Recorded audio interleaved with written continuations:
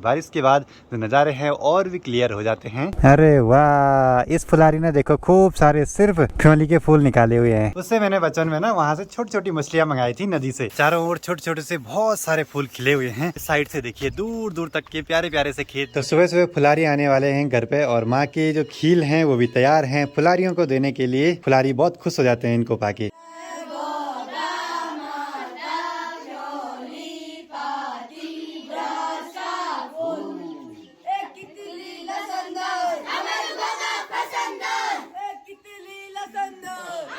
और जैसे ही एक गोगा देवता गए दूसरे गोगा देवता भी पधार चुके हैं। जय हो गोगा देवता।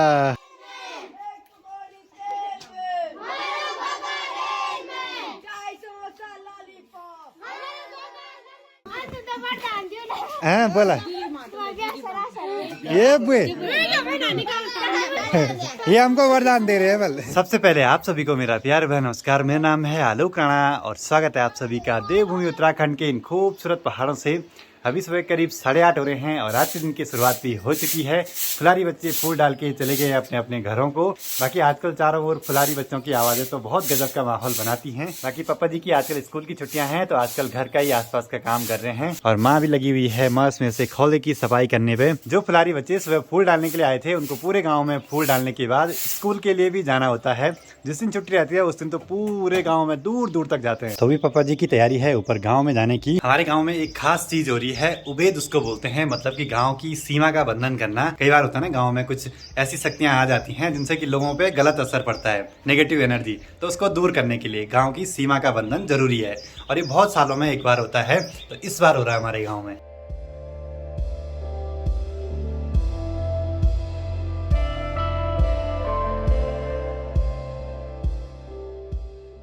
अभी जरा मुझे काम मिला है, इस पे कुछ बीज रखे हुए हैं, वो बगल पड़ोस की बॉडी जी को देना है। बॉडी जी मतलब कि ताई जी। इधर खेतों की ओर आने पे तो अलग ही नजारे दिखते हैं और इस साइड से देखिए दूर दूर तक के प्यारे प्यारे से खेत जो कि आप मेरे ड्रोन शॉट्स में तो देखते ही होंगे। कुछ छोटी छोटी चीजें हैं जैसे मिलाक हो गया ना, तो गाँव में आज इकट्ठा हो रही है। ये वाली चीजें गाँव में बहुत लंबे समय के बाद होती है तो हमें ज्यादा उसके बारे में उतना मालूम नहीं है। जितना हमारा गाँव खूबसूरत वीडियो में दिखाई देता है ना, उससे कई ज्यादा खूबसूरत जब आप यहाँ पे आएंगे इस चीज को फील करेंगे तब आपको देखने को मिलेगा। तो अब थोड़ी देर में तैयारी करते हैं पुराने वाले घर पे जाने की। माँ और मुझे जाना है और वहाँ के सारे काम निपटाने हैं। इधर साइड की सार बिल्कुल भरी हुई है, हरियाली है और इधर साइड की सार में देखिए हल लगा दिया है आजकल। इनमें कुछ दिनों के बाद या तो धान बोएंगे या फिर कोदा झंगोरा बोएंगे।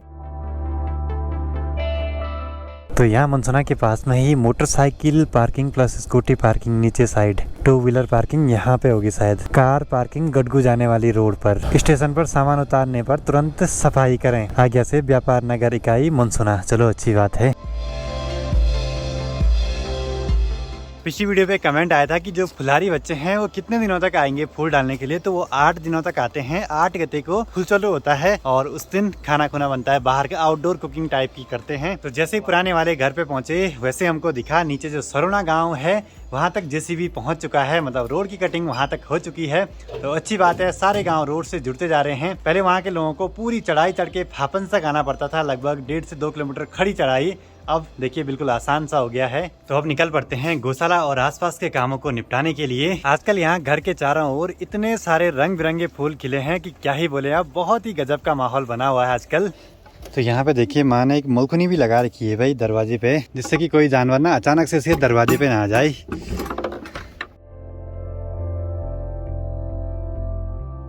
गाय भी मस्त मजे से चल रही है और माँ लंगड़े की सब्जी निकालने लगी, तो मैं भी जरा हेल्प कर लेता हूँ। माँ यहाँ गौशाला के पास से निकाल देगी सारे लंगड़े और मैं जरा दूसरी साइड चलता हूँ जहाँ की जानवरों का डर भी रहता है। और यहीं पास में है खिकड़ू का पत्ता, तो खिकड़ू का एक पत्ता निकाल देते हैं जरा।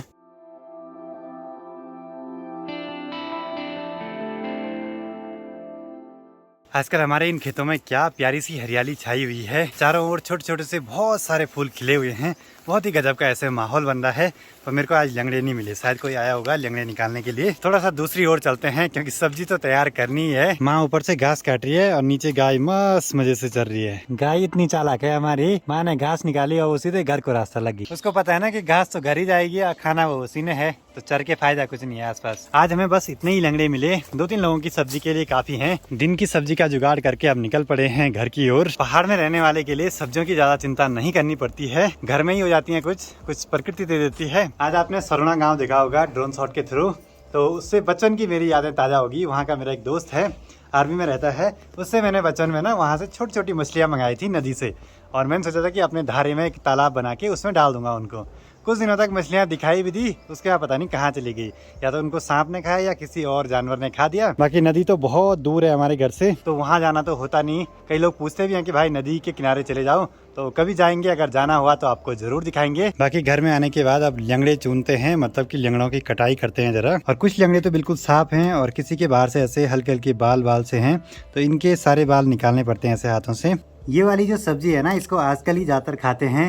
जैसे ही बरसात शुरू होगी ना, उसके बाद ये खाने लायक नहीं रहती है, क्योंकि इनके ऊपर जो यहाँ पे गोल गोल रहता है ना, इस पर फिर जो स्नेल है, घेंगा है, वो हो जाते हैं, कीड़े लग जाते हैं, तो फिर ज़्यादा खाते नहीं इनको। सब्जी की कटाई होने के बाद अगला काम तो अब माँ का ही है, सब्जी को बनाना। और सब्जी बनाने की पूरी प्रोसेस आपको दीदी के चैनल पे, प्रीति के चैनल पे और मेरे चैनल पे एक बहुत पुरानी वीडियो है, उसमें मिल जाएगी। और हर जगह ना इसको अलग अलग तरीके से बनाते हैं। हम तो बिल्कुल सिंपल तरीके से बनाते हैं, जिसमें ज़्यादा मसाले वगैरह यूज़ नहीं करते हैं। शाम के हो रहे हैं 4:30 और सामने का माहौल देखिए, ऊपर ऊपर चोटियों में बर्फबारी और बारिश लगे जा रही है। बाकी यहाँ बारिश की वजह से मौसम जरा ठंडा ठंडा सा हो गया है। बस आप इंजॉय कीजिए पहाड़ों के खूबसूरत से नज़ारे, क्योंकि बारिश के बाद जो नज़ारे हैं और भी क्लियर हो जाते हैं।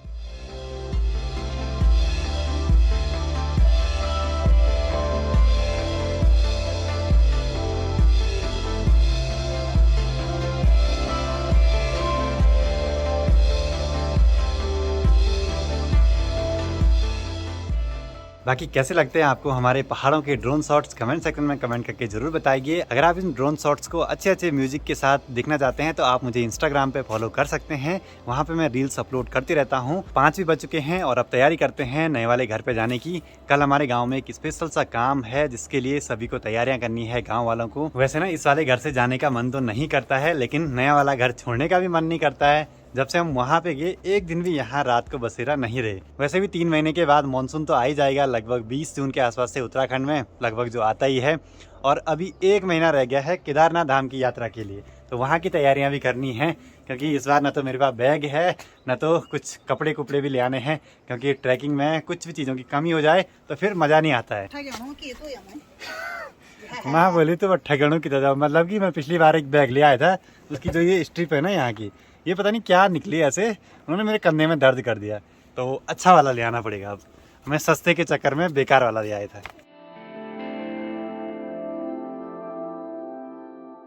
ये देखो छोटे छोटे फुलारी, ये देखो भगवान जी, अरे वाह, इस फुलारी ने देखो खूब सारे सिर्फ फ्योली के फूल निकाले हुए हैं। फुलारी बच्चे लगे हैं मस्त में से फूल निकालने पे। और सबसे ज्यादा होड़ रहती है कि फ्योली के फूल किसके पास ज्यादा हों, क्योंकि दिखने में भी अच्छे होते हैं और उनको निकालने में भी टाइम लगता है। तो कई छोटे बच्चे आपस में कंपटीशन भी करते हैं, भाई कौन ज्यादा निकालता है। नए वाले घर पे पहुंचने के बाद अभी मेरे मन में ख्याल आया कि घर के पास में इन खेतों में जाके एक प्यारी सी रील बना देते हैं ड्रोन से। देखते हैं कैसे आती है, वो आपको देखने को मिलेगी मेरे इंस्टाग्राम पे।